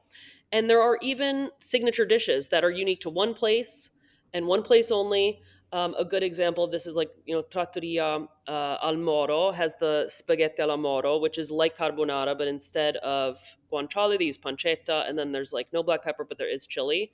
Hmm. Um, and so things that are like iconic like that, that just sort of are attached to a single place. The ristorante, in the meantime, predates the war, but was really, really exclusive. Mm-hmm. And now those distinctions are no longer so rigid. And just as in LA, you find an osteria where your bill can come easily to over $100 a person. Likewise, in Rome, we even have like Osteria Glass, which is a Michelin starred restaurant with a Mm-hmm. tasting menu. Yeah. And so those words are used now. They're deployed for nostalgia, and branding, and don't actually mirror a license or a style of dining necessarily. Yeah. Oh man, I could be asking you these questions all day, but I feel like we should move on to other topics. As you mentioned, this is your second self-published book after The Food of the Italian Islands, I believe was the other one. Yeah, Food of the Italian Islands was first, and then I consulted with Gary He for his two-time Beard Award winning McAtlas. Hmm. I've also done La Fortezza dessert book, and most recently Pastaio Via Corta, which is this amazing pasta shop in Gloucester, Massachusetts. I co-authored and assisted in the publishing of that book. But yes, as far as just trying to get some plugs in there for my authors. That's great. As far as solo titles from Parla Publishing, Rome is the second. Food of the Italian Islands was the first. So, what inspired you to go this route? Because it sounds like a hell of a lot more work than just doing the traditional letting somebody else publish for you. Yeah, I would say like the printing process is the additional level of work, and then the distribution is another level of work. But honestly, as an author, like when I wrote books for Chronicle, Clarkson Potter, any of these big publishers, I was already project managing a lot of the elements because you get an advance Hmm. that doesn't cover what you have to do to make the book, even if it's a big one, generally. And so you have to hire the photographer and manage all of that. You got to like interface with the designer. You got to manage the recipe tester and also like write the thing. And by when all is said and done, not only are you out sometimes tens of thousands of dollars, Hmm. you also have to go out and sell the thing without a lot of support. And so I kind of just, I don't know, I'm really bad at business and finances, and I never looked at my earnings in like a separate way. I have a tour company, and so I was always making money, but I didn't realize how Yeah. much I was losing with every single book that I published. So for like Food of the Italian South, which I love, I'm very into that book, but it did cost me 30,000 extra dollars to promote it and take it on book tour and hire a publicist and just produce it. And I was like, "Oh, that seems like I'm not getting paid for my job. What if I self-fund Food of the Italian Islands as an experiment and see how I can make it work?" And I only had to sell like a little under 6,000 copies to break even. And I sold, 23,000 copies. And so that was a Wow. good experiment that kind of proved the concept that with some I had a lot of experience in publishing, so I knew kind of how to hire people and who to, assign as the designer and all that stuff. But with risking, taking a chance on myself and using some of that revenue generated from tours, I could actually produce something that would give me a return on investment for the very first time. Wow. And so, yeah, so here's your girl getting paid for writing, which Congr- is not very common in my line of work. Also, like just like a true unicorn statement in the year of our Lord 2025, getting paid for your writing. But that to me, I think really speaks to like your entrepreneurial spirit. Obviously, like you've started your tour company, like you're it seems to me like you're just constantly finding ways to use new mediums to tell these stories. Like you started a podcast, Gola, you're constantly making like great content on social media and even before people really like started taking to it in a serious way or like deemed it, I think, serious journalism. I think you were already like using it like a platform you respected. So how do you feel like this approach of yours marries up with like the modern state of food media, which seems to me like rapidly evolving and like clinging on for dear life? Is that a fair statement? Yeah, I mean the landscape is grim, and I don't fully have a handle on it right now. I'm really trying to grapple with it. And I don't know for how long people are going to still be treasuring physical books. Maybe Hmm. for my whole career, maybe not. And so, like in this moment where things feel so precarious, I do know that connecting with my readers has always, even before social media, has always been like personally very valuable, and then also supports me financially. Yeah. And so I think as long as I can foster that like community of readers and be fairly compensated for what I'm doing, I'm always looking for a way. I mean, let's not forget also my spectacular failure of my app business, where I had a mobile app called Katie Parla's Rome that was like super cool until my developer pieced out, and then I had this very expensive code that I couldn't update. And so RIP to that app. But I think I'm always interested in like what is the new thing that lets me share with as many people as possible in a way that like hopefully helps them connect to the food culture. Yeah, I mean, but you talk about the app as a failure, but I feel like anytime you're experimenting with how to connect with people and how to get your product, which in your case is yourself and your knowledge, in a lot of times, like to people, you're gonna take some swings and some misses, right? Especially in this rapidly evolving landscape. With AI on the scene, can we expect Parla GPT hitting the shelves anytime soon? I actually did kind of experiment with that. I don't have the skills or the patience. And I'm actually not like against the idea of a chatbot on my website, um, because I have so much information there for free for people. Yeah. I wonder if it would be a helpful tool because I'm not so organized in the way that things are structured. So if those types of tools can help my readers navigate to the posts and to the information that will direct them to really good food experiences, like maybe there's a KP chatbot that'll pop up in the corner of katieparla.com. But I don't know, it's like it's really hard work, and I'm not even on TikTok yet, so I think I might be like, maybe I'm a middle-aged woman, like I'm just doing my best out in these streets.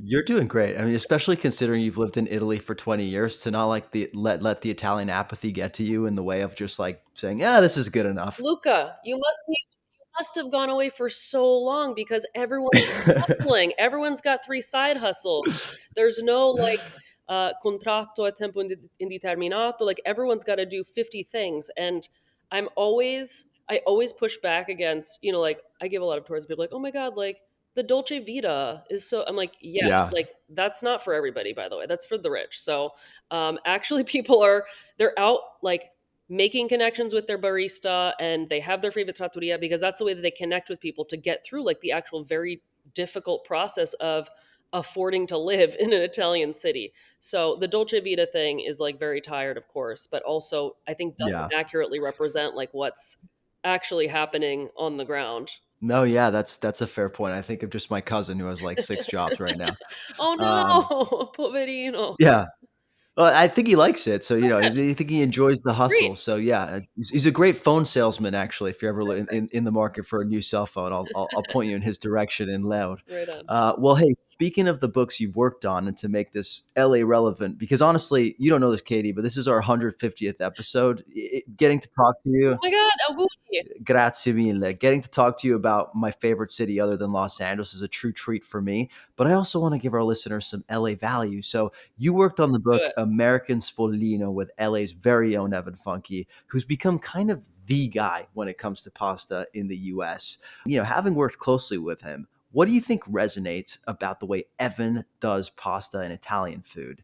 Yeah, I mean, I think like the physicality of actually seeing him roll pasta, and the book has these incredible visuals by Eric Wolfinger that are just like they're artistic and they're stunning and they're like stop you in your tracks. Hmm. But even before that, I don't know. I think Evan has been working in different restaurants in different formats in LA, constantly reinventing himself, and I think people like to see chefs reinvent what they do.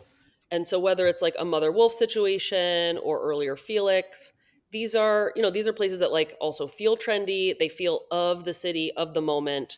And so it's kind of like I think a merging of the actual like fresh pasta on the plate. I Hmm. actually don't care for the extruded pasta at any of the funky venues, and I've already told him that, so this is not news. But the fresh pasta, like the sfoglia, is so like ethereal and delicate, and people want that, but they also want to feel cool Yeah, while they're eating it. yeah. And so it kind of like checks the essential boxes in a way that like even like Angelini Osteria, which I love, and I wrote their book too, which is not available yet. But like they're different audiences, right? And a lot of young people in LA are going to gravitate towards a funky restaurant versus an Angelini situation. Yeah, because of the cool factor, absolutely. If not the price point, a lot of young people can't afford that these days. Interesting point on the extruded one. So you're talking about like for like his con della vaccinata pasta, where he's using the rigatoni or something like that. What's Yes, is your beef with it a tradition thing, or is it more of a I I want to be very very clear, Evan, if you're listening. I'm not shitting on you right now. I'm talking about extruded dried pastas that are served all over America and now increasingly in Italy Mm-hmm, because they're replacing the quality dried pastas from Pastificio dei Campi, Benedetto Cavalieri, etc. mm-hmm, that cost a lot. mm, Whereas if you're extruding pasta and it's, like let's say it's whatever hydration, 52% hydration, you are maybe using 30 cents of flour on the plate, maybe. mm-hmm. And unless you have a drying room with the proper humidity and also like the power of your machine to extrude a compact noodle or tubular structure, you're actually not getting an equivalent product. Mm-hmm. You're getting a product that doesn't have the same final structure. It does not have the al chiodo potential, which for me is essential for listeners. I'm sure you've heard about al dente, which means to the tooth. Al chiodo means the iron nail. Hmm. So I'm talking like the central and southern Italian, less than al dente, less cooked than al dente approach. Like I have not yet, with the exception of Pastaio Via Corta in Gloucester, Massachusetts, encountered truly dialed in extruded and then dried pasta. To go to LA, you've got Leah in Pasadena with her dried pasta, which is like it's great. She's a professional. She's been like, Ferrazzini? yes, she's been like doing R&D and practice and working at the craft for 12 years. If that's all you do, you're going to get good at it. If it's one of the things that you do, it's not going to happen. Yeah. So I would suggest to diners to be skeptical when you see a dry extruded pasta because it's not being put on your plate for the love of the pasta game. It's being put on your plate Mm-hmm. for food cost motivation. and it's Yeah. not delicious generally. And I think you've just given you've given people sort of like who maybe have had that experience at a restaurant like Funky, and we're not just taking aim at Evan here. It's just like Italian restaurants in general. We love Evan. This is not about it's not about that. Yeah, exactly. It's just like people who have the experience of, well, this dish is really working for me, but this one is not. It may be that you're dealing with a pasta that works well as a fresh pasta versus an extruded pasta situation. So that's really interesting. Al chiodo, I just want you to know, my wife calls that pasta sashimi. Do you think that is grounds for divorce? So my boyfriend is from the north of Italy, so he loves his pasta cooked perfectly and then cooked for another 20 minutes. And so we're talking pasta scotta. Um, so it's controversial north of, I would say, like north of Rome. People like a more cooked, even more cooked than al dente in certain parts of it. Like the Veneto will eat mush like straight up. I wrote the Pasta Queen cookbook. Mm-hmm. And when I was testing the recipes, I served my boyfriend has a glass factory in Murano, and so I would cook for his workers. Like I would cook like 6 pastas at lunch, and I would cook them al dente, knowing that al chiodo was going to be too far. And they were like, "This is fucking raw. We can't eat this. This is breaking our teeth." And I'm like, "Guys, what are you even talking about?" They put my carbonara in the microwave, Luca, in the microwave. Oh my God. So they got scrambled egg mush. Is that what they got for lunch? Wow. Yeah, and they're like, "This is." They're like, now this is good." Oh wow. I mean, look, there are certain stereotypes about the North, and they are stereotypes for a reason. Let me just say that. Look, I feel like I know. I try not to like buy into the regional beef, but it like sometimes it just is true. no, hey, I mean, look, you've lived there for 20 years. The regional beef, you've earned it. Look, speaking of LA, I feel like at this moment in time, and it's really cool to know that you lived here as recently as 2021. I feel like when I look at the Italian food landscape here overall, I feel like we've got a pretty decent selection of high-end restaurants where you're spending, like at those City and Mozze, like 100 plus a head. You got the Evan Funky's places. I'm not sure if you've been to Antico Nuovo, but I quite like that spot. Angelini, the Factory Kitchen. And then we also have quite a few decent pizzerias these days of all different styles. However, I think what we're still lacking is the more casual Italian options. So we don't really have a trattoria, to your point, right? There may be like cultural reasons for that. No, but the red sauce places already have completely occupied that space. And for like whatever it costs to rent or renovate or buy a space in LA, you can't have like a casual place where the average check or the check average is going to be $40 a head. It doesn't work with the economics of Los Angeles. Now, that said, there are like, wine bar type formats, like Bar Bandini that like for me Yeah. feels very, maybe not Roma, but feels like Milan wine bar vibes. And that works. But they also are like super, super established and always packed. So that'll do it. I don't know if that's a dated reference. It's been a while since I lived in LA. Bar Bantini. No, they're still kicking. I don't think that's super dated. We'll allow it. We'll allow it. Yeah, I mean, the thing that's interesting to me is just like there's such a fascination with all things, or there has been a fascination with all things Italian. Like for example, you couldn't drive more than 10 feet a couple years ago without running into some version of a focaccia sandwich, basically, usually with mortadella and burrata and pistacchi. But something about the trattoria model, which you say you bring up the great point of the check average and the rent, but it's also food that can be done at a relatively low cost when you really think about it. So it's to me, there's got to be a way. It's just nobody's quite cracked Yeah. it yet, and to me, that baffles me. You know who should do it? Francesco Allegro. Oh yeah, I love that guy. He could crack the code on that, and he's so so so talented. Like such a pasta G obsessed, and just like Yeah. incredibly thoughtful and talented, and I think really underappreciated. Dear listener, if you don't know who that is, that's he's consulted on a number of different pasta places around town, but you can eat his food directly at Capri Club in Eagle Rock. On Monday nights, he does lasagna night, and on Tuesday nights, he does fresh pasta nights now. So that's where you can find Francesco's cooking.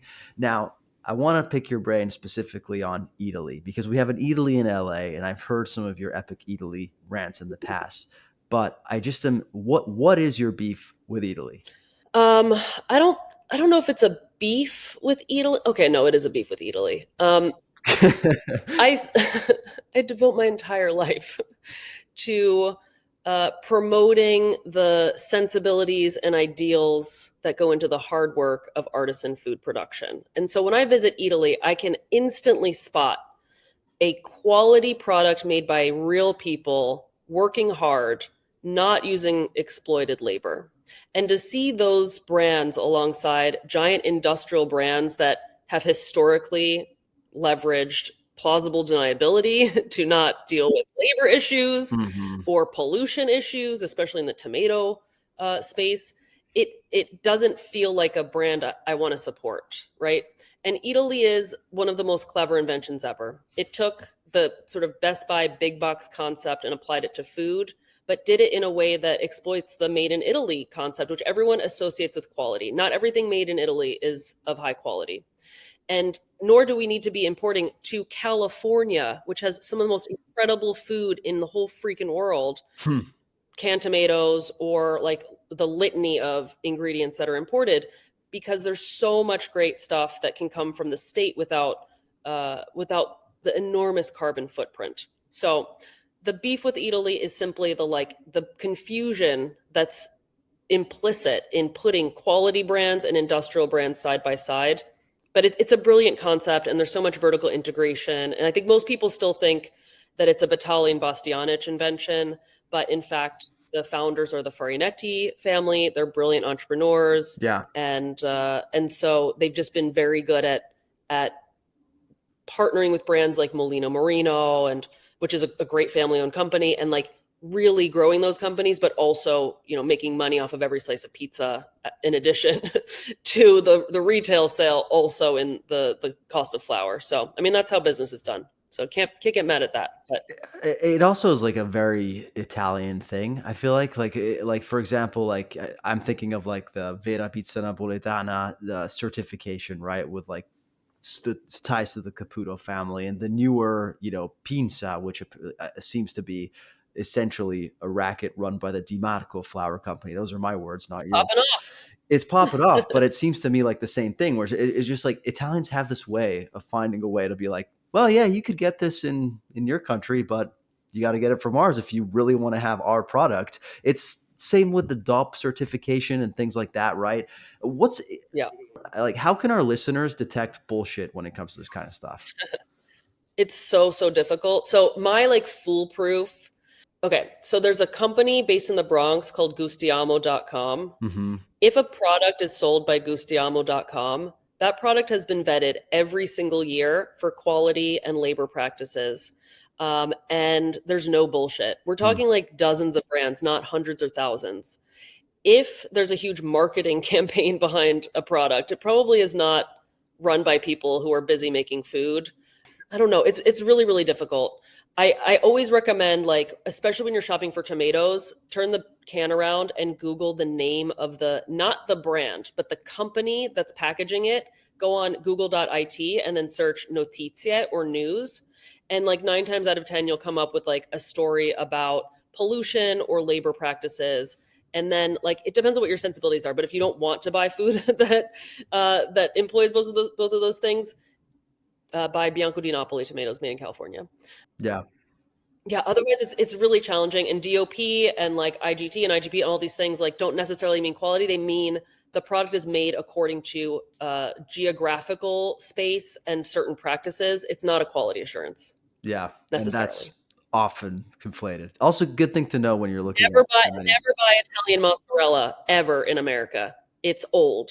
You should eat mozzarella within 6 hours of its production. It should still be cooling off. Don't believe the hype. Yeah, make your own mozzarella at home. You could do that too.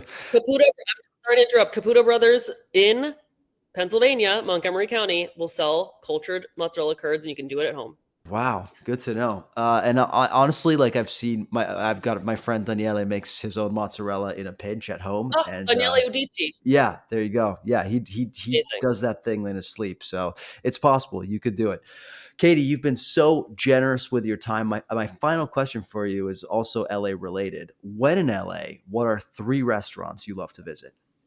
I am obsessed with spices and seasonings. So I make a beeline for love to eat Thai bistro. Excellent choice. I love, love, love Old Bosch. Mm-hmm. And I will eat 50 al pastor tacos at Tamik's next to Mm-hmm. the Shell station on Venice and Sepulveda. Those are great, and things that you probably can't really get in Italy.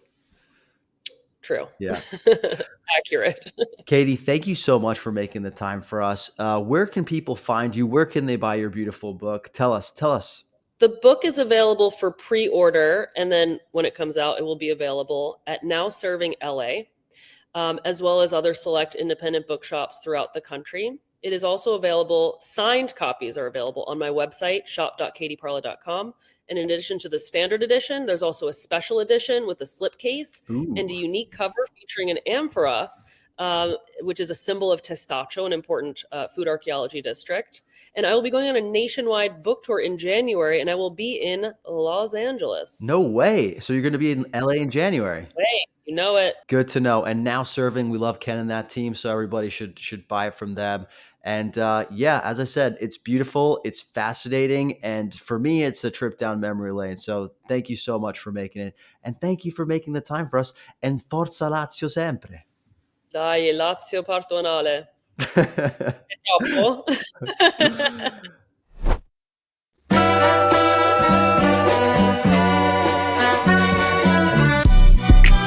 Thanks for listening to this very special episode of the LA Food Podcast. I hope you enjoyed it. If you did enjoy it, please go to wherever you listen to podcasts, leave us a rating, review, subscribe. Seriously, all that stuff really helps us. Big shout out to Katie Parla for joining us, and of course to Father Sal for making the time. Look, we'll be back next week with our 151st episode. This train is not slowing down anytime soon, despite what some out there might wish. If you are looking for me before our next episode, you can find me on TikTok, Instagram, Threads, YouTube, even our website at the LA Countdown. You can also find us on Instagram at It's Acquired Taste and at acquiredtastemedia.com.